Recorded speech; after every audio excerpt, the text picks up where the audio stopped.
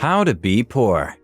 You've probably run into books, articles, videos, and audios titled How to Be Rich, How the Rockefellers Made and Kept Their Wealth, How You Can Become Rich, and How to Be Good with Money.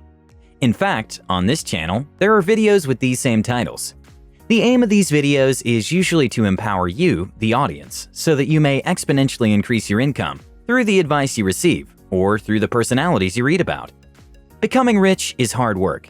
You need to wake up early, to exercise in order to be healthy enough to work, to meditate, to complete tasks that you tick off every day, and to save diligently, among other difficult things. On the other end of the spectrum is poverty. It's only fair that since we've talked so much on how to be rich on this channel, that we now tell you how to take the easy option of being poor. So pick up a notebook and take some notes. Because with the following unorthodox tips, we tell you how to be poor as quickly and easily as possible. Avoid knowledge. If you want to be poor, the easiest way to do it is to shut out knowledge.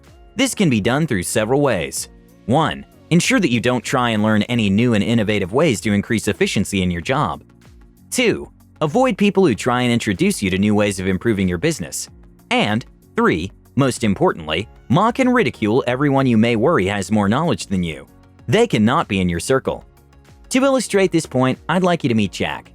Jack's family has been running a clothing store along a street in a small town somewhere in the world.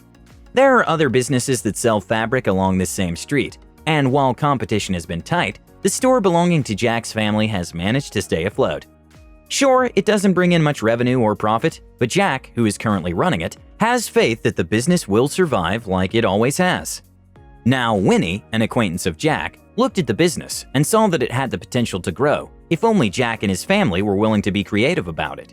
So she offered this piece of advice to him, including tips on how to increase their customer base, how to be a more attractive business than his competitors, and how to reduce costs in the business in order for profit to increase.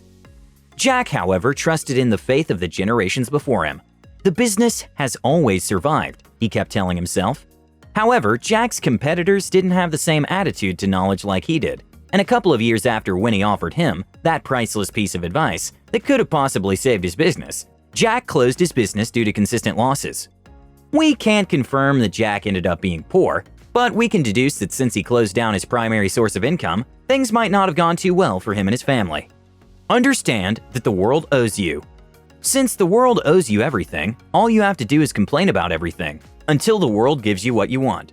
Don't bother trying to get a degree. After all, just like Mark Zuckerberg and the rest who never completed their degrees, you too will become a multi-billionaire tech mogul. Susie is one such person. No day will pass if she hasn't complained about something or everything. If she isn't complaining about her underprivileged status, she will be complaining about why she has to stay up late to complete her work. And that she doesn't get paid for overtime. Why is it that she doesn't get paid for overtime like the rest of her colleagues when they stay late? Can't the company splurge for a decent meal? These are the sort of complaints Susie complains about often. To be poor, all you need to do is be like Susie. Understand that the world owes you and complain bitterly when you don't get what you want. Also, be sure to avoid mentioning the part you may have played to get yourself to where you are. After all, your complaints about your boss having you stay late after work, unpaid, may get little attention when your audience realizes that it is because you procrastinated and did not deliver the work within the deadline given. Good money habits? What are those? Those who want to be rich are told to develop good money habits, to save every time they receive a paycheck, to avoid borrowing aimlessly, to budget for and track all the money they spend, and to invest wisely. This is not the kind of advice you're looking for when you want to get poor. Just ask Randy Joe. Randy thought he wanted to be rich, so he did what everyone who wants to be rich does, which was wise. He approached Mark, a rich and successful man, and who had the kind of wealth that Randy was hoping to accrue by the time he was Mark's age. Mark gave him good advice, a section of which was dedicated to good money habits. He gave Randy advice on how to invest in things and on how to get the best price for the money he invested. He shared knowledge on the best ways to budget and track spending, and he was very insistent on the need to have good saving habits. After hearing the advice, Randy was excited to start his journey to wealth. However, he felt like he didn't need to start saving right away, since he could always wait to earn more first. He also disregarded Mark's advice on investments, since he trusted his money with a friend who had informed him passionately of the profitability of the business that Randy was investing in. Randy did not end up doing very well financially, a testament to the fact that when you ignore all good money habits that successful people are talking about, you will very easily fall into a financial muddle. Self-discipline is for uptight people. One of Joyce's life goals is to never be referred to as an uptight person. She's seen a lot of uptight people in her time, walking around with their tight schedules and their daily lists and their motivational books and their confident smiles. While she doesn't mind the latter, she has a problem with being viewed as uptight. For this reason, you'll never find her trying to take stock of what she needs to do in order to achieve her goals, or even sitting down to write these goals in the first place. Self-awareness is too cliché for someone like her, so no need to look inside in order to discover a purpose or something along those lines. Her habits are just alright. There's no need to incorporate any new ones that may be deemed better for achieving goals. Sure, Joyce only earns a few dollars above the minimum wage, but at least she's a free spirit who's not bogged down by timetables and stuff. She's not an uptight, self-disciplined person. Procrastinate and don't apologize about it. World peace could be achieved today if the people who procrastinate decided to band together. The procrastination of goals and tasks is a challenge that is experienced by almost everyone, mainly because it's quite easy to procrastinate. Procrastination is also one of the shorter routes that one can take on the journey to becoming poor. Just ask Nancy, a world-class procrastinator, who was hell-bent on starting her final year design project tomorrow. She would seemingly have something better today. Yesterday, there was drama in her dormitory, so she didn't get started on the project. However, she still had 8 months to complete her project, so no worries.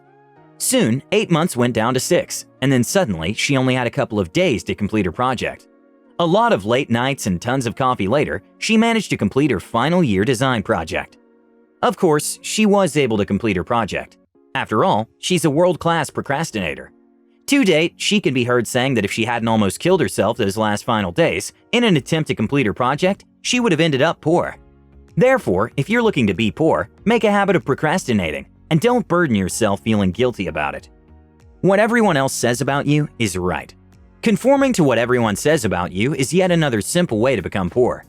People are always opinionated when it comes to what goals they think you should be pursuing, what friends they think you should be keeping, essentially, how you should be living your life. When you start to agree to what people say about you, no matter how harsh it may be, and start changing yourself to be more likable or acceptable towards them, essentially erasing everything that makes you who you are and unique, then being poor will come easy. Where your friends, family, and acquaintances give you suggestions with regards to your career and money, do not think twice. Immediately do what was suggested, because it's important to keep your friends close and your family closer. Felix has always been a conformer, and being unsure of his career and money goals made him a target for unsolicited advice. When he joined college, he listened to what his brother told him, and 4 years later, he got out with a degree in literature that he did not know what to do about. He watched his friends start families a couple of years after college, and he decided that that was something that he wanted to do. Being a conformer can lead you to losing your career path, which eventually leads to you being poor. Develop an addiction. Walter started drinking at a friend's birthday party in his first year in college, and this is a habit that he kept up with since. When he got his first check in his first job, he sunk almost half of it drinking with friends and being merry about this first pay. Afterwards, while he didn't spend 50% of his monthly income drinking in the times after, he still spent a significant amount of money on alcohol. By the time he stumbled into an Alcoholics Anonymous meeting almost a decade later, he had very little to his name.